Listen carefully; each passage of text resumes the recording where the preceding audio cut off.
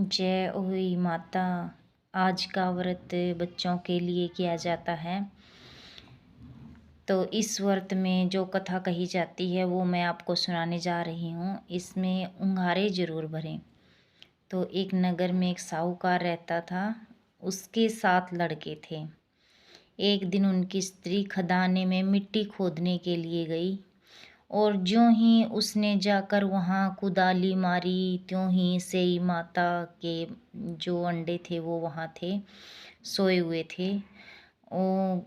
कुदाल को स्याहू में खून को सना हुआ देखकर वो स्त्री बहुत दुखी हुई, मगर ये सब अनजाने में हुआ था। इसके बाद वह बिना मिट्टी लिए ही घर आ गई और उधर जब से अपने घुरकाल में आई तो उसने अपने बच्चों को मरा हुआ देखकर बेचारी ने नाना प्रकार का विलाप करने लगी। ईश्वर से प्रार्थना की कि जिसने मेरे बच्चों को मारा है उसे भी इसी प्रकार कष्ट होना चाहिए।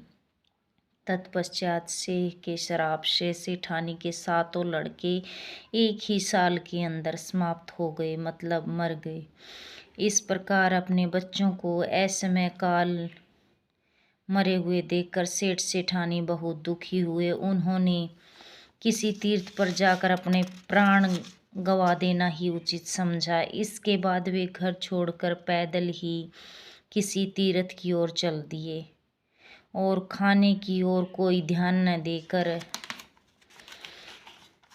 यूं ही चल पड़े। उनमें शक्ति और साहस नहीं रहा। वे पुण्यतः अस्वस्थ हो गए, मतलब चलने में असमर्थ हो गए, मूर्छित होकर गिर पड़े।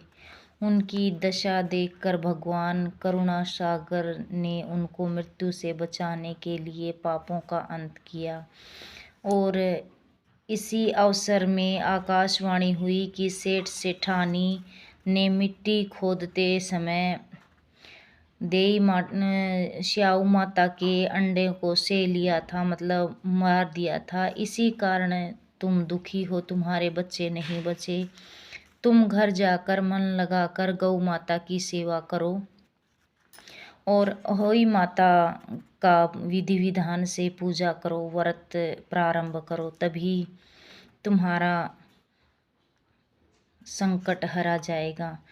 तुम्हें भगवान की कृपा से पुनः संतान का सुख प्राप्त होगा। इस आकाशवाणी को सुनकर सेठ सेठानी पुनः घर की तरफ रवानगी की और भगवती देवी का स्मरण करते हुए अपने घर में रहने लगे। श्रद्धा भक्ति से उन्होंने अहोई माता का व्रत किया और गौ माता की सेवा की।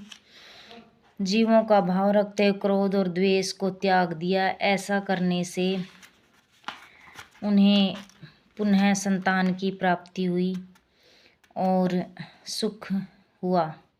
बहुत सोच विचार के बाद भली प्रकार से निरीक्षण करने पर ही यह कार्य आरंभ करें।